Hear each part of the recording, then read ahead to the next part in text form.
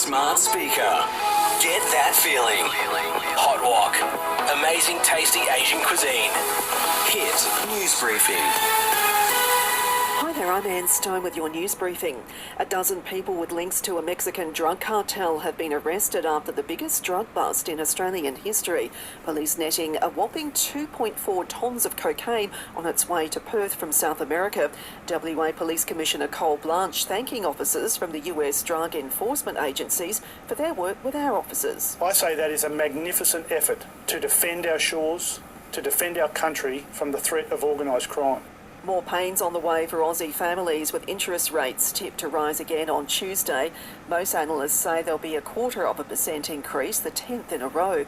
Prime Minister Anthony Albanese says he knows a lot of people are doing it tough, but his hands are tied. Well, the Reserve Bank are independent of government. Of course, cost of living pressures are having a real impact, and of course I'm concerned that people are doing it tough. A young family from India is facing deportation because they have a child with Down syndrome. Krisha and Anish could be kicked out of their Perth home in less than 2 weeks after their 10-year-old son was labelled a financial burden to society. They've now started a petition in a desperate bid to stay in Australia.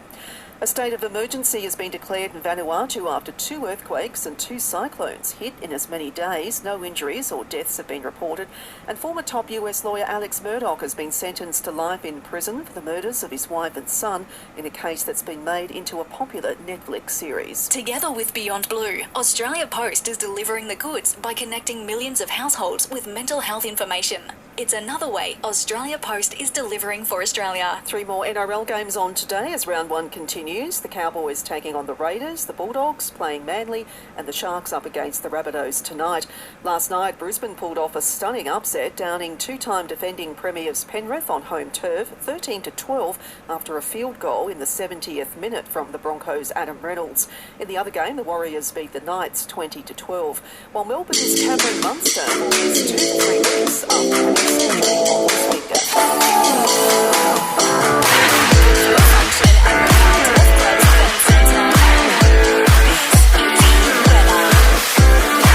Cloudy with the chance of showers for Mackay and the Whitsundays today, tops of 28 degrees. Tomorrow's looking mostly sunny, getting to 30.